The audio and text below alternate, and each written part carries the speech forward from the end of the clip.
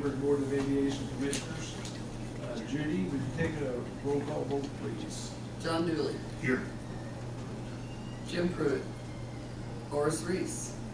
Don Whipple. Here. Bill Ursus. Here. Okay, agenda approval. We can get the bigger stuff around. Everything looked all right on the under old business, that's postponed because there's been a change in the mind of the bowling alley owners where they'd like to have their water meters at, so it's been postponed for a month till we get going on that. Otherwise, everything. So we'll scratch that. We can scratch or however you want to do it. Scratch it, okay? Anything else? Anybody, entertain a motion to approve? Oh, so motion. Second. Agenda approved. Judy, would you read the minutes from the last meeting, please? City of Greensburg, Indiana, Board of Aviation Commissioners, Monday, February the 27th, 2017. Call to order. President Bill Ursus called meeting to order at 7 p.m. Board members present were John Dooley, Bill Ursus, Horace Reese, Don Whipple, and Jim Pruitt. Jerry Scheidler, Airport Manager, Mayor Dan Manis, and Paul Schaefer and Andrew Maksymovith of BF&S were also present. Judy Kerr performed the duties of secretary. The meeting agenda was reviewed. Don Whipple made a motion to approve the agenda as presented. John Dooley seconded the motion. The motion passed unanimously by voice vote 5-0. Judy Kerr read the January 23rd, 2017 minutes. John Dooley made a motion and Horace Reese seconded the motion to approve the minutes as read. The motion passed unanimously by voice vote 4-0. Don Whipple abstained because he was not present at the January 23rd meeting. Bill Ursus read the financial report. Old business. Bill Ursus noted that the federal reimbursement has been received. The state portion of the reimbursement was not shown on the financial report.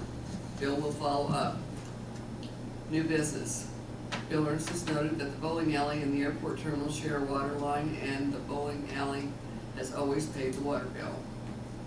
The line needs to be separated and a water meter installed for the airport terminal.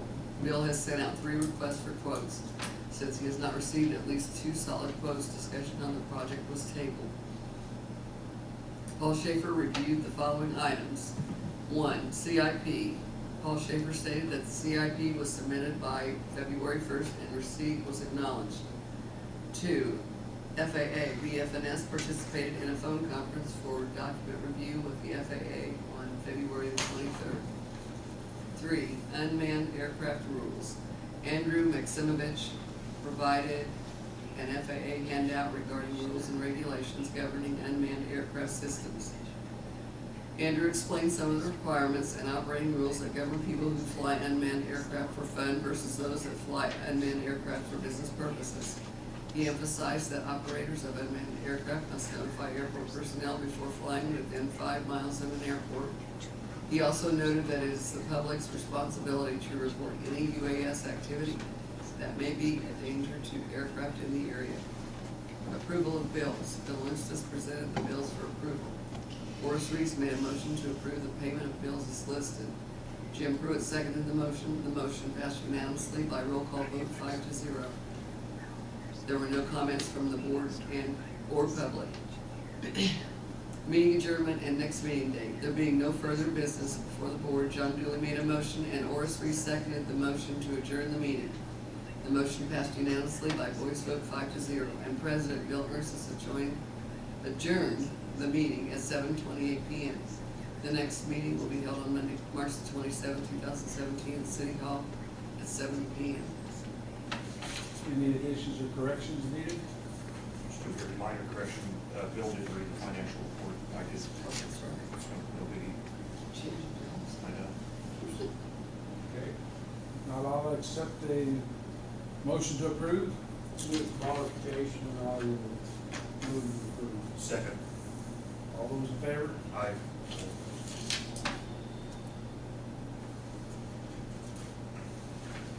Okay, John, do you want to read the financial report, please? Financial report of the Greensburg Municipal Airport. We have 3 accounts in the airport. The improvement account, our balance is $31,672.61. In our aviation rotary fuel account, $84,989.51. In the airport operations account, $182,835.53. A total of all 3 accounts combined, $299,497.65. Since we really have no old business, we'll move on to new business, and Andrew? And it's not listed on here, but I'd like for you, if you would, mention a little bit about the possibility of privatization of the ATC with the FAA. Yeah, there's been talk of that. We heard the same talk some number of years ago when we had the old flight service stations dotting the country, and that whole system was privatized. The flight service station provided a service to flying public where you could call and get weather and file a flight plan and talk to a briefer kind of in your area. And so everything was privatized. There were a number of contractors, and Lockheed Martin was successful with that. So privatization of ATC is a little more complicated, I think. And I'm sure it's been discussed in the past. Obviously, the concern maybe for a smaller airport with bent towards general aviation that there could be some type of user fee associated with privatizing ATC, so that when you go flying, normally if it's good weather and you fly and you want some services from ATC, it's called flight following. You'd call up the nearest approach control center, and they give you a squawk code, and they would give you traffic reports. So for you and I that would use a service like that, potentially a privatized system would then send you a bill for the use of the system. Really, so far my experience has been that unless the service facility that's providing the service is just inundated with traffic, can't provide you the service, then they'll tell you that. They'll just simply say, we don't have time for this. Could look different under a privatized system. Am I answering your questions, or what questions do you have? What effect, if any, will it have on smaller airports, general aviation airports?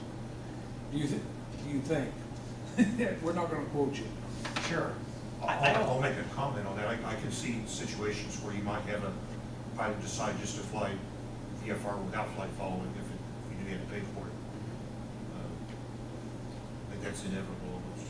Yeah, I think there's pros and cons, and kind of that situation obviously would be that it's everybody's responsibility that's flying under visual rules to self-separate. So if you're not participating in that system, hopefully the technology that you have on board helps them. If you have a mode C transponder, they can see you, and they're not necessarily talking to you. So that there are benefits and just negatives that go along with that. I know that when I managed the Elkhart Airport, we had a control tower that had FAA staff that were the former PATCO employees. So when Ronald Reagan came around and fired everybody, these gentlemen still had their CTO licenses and their medicals, and they sought jobs other places. And the FAA has a number of different categories of facilities. Of course, you got your larger airports, but they also have a contract tower program. So for smaller facilities that do have enough traffic, there's what's a benefit cost ratio that you do that sees how much of a safety need there is to have a control tower, and the FAA will participate in anything short of there being a BC ratio of 1. But our facility, Elkhart, happened to be it was not a contract facility, it was not an FAA facility, it was a municipally owned facility that hired the employees that were CTO certified. So these guys they're FAA licensed, but they don't work for the FAA, they work for the local community. And that was a community decision, because the payroll for 4 controllers was about $500,000. I don't see smaller airports getting contract services anytime soon. I think that program probably will stay much the same. And you've got folks on both sides of the aisle that see benefit and some type of negative factor to it. So I'm interested to see maybe what the proposal is. There is some talk about privatization. The FAA has embarked on what they call Next Gen, which is kind of the next step in air traffic control, and that includes updating all the planes that are flying in the system with the latest technology, and also all the facilities having the latest technology. So there's more of a technological interface between the aircraft itself and ATC. So we were talking a little bit. Yeah. Right now, the controllers have to tell the planes to slow to a certain speed or speed up. Well, the computers will figure all those algorithms and communicate directly with the plane, which creates less workload for controllers. So that's a possibility.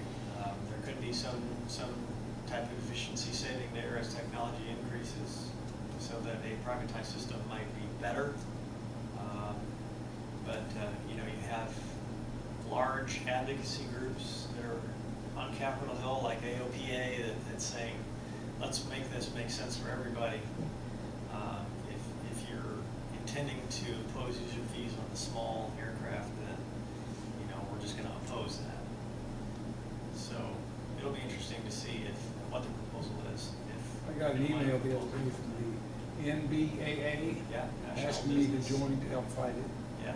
I can't afford to join them. That's for your corporate users that fly Yeah. Gulfstreams and citations. And, yeah. So that's it in a nutshell. I really wish I had more information, but We just have to wait and see. keep your eyes peeled Okay, and no. see how that turns out. Thank you. Next, approval of bills. Everybody got a chance to look at them? Yeah, I did. After reviewing the bills, I moved we paid them. Second. A roll call vote, Judy? John Dooley, Yes. Don Whipple, Yes. Bill Arces. Yes. Any comments from the board? Anybody in the audience? If not, I'll entertain a motion to adjourn, John. So moved. Second. All those in favor? Aye. Aye. Adjourn.